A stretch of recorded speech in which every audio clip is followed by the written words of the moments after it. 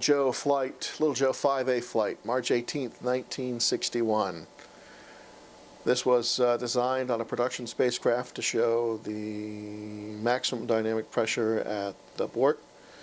It's to qualify the Mercury capsule, escape system, and other systems which must function during and after escape with the combination of dynamic pressure, Mach number, and flight path angle that represent the most severe conditions that can be anticipated during the orbital launch on an Atlas booster. Little Joe 5 test had failed on election day in 1960 due to the premature ignition of its escape rocket motor.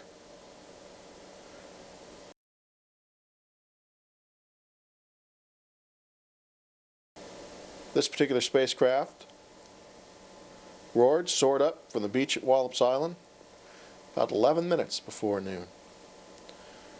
20 seconds later, and 14 seconds too early, the capsule escape rocket fired without the capsule.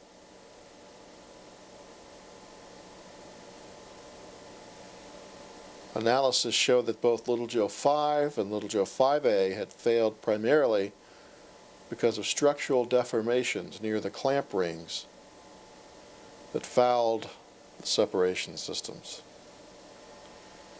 Little Joe 5A drifted 10 miles on its parachutes, splashed down 18 miles from the launch site, not twice as far as planned.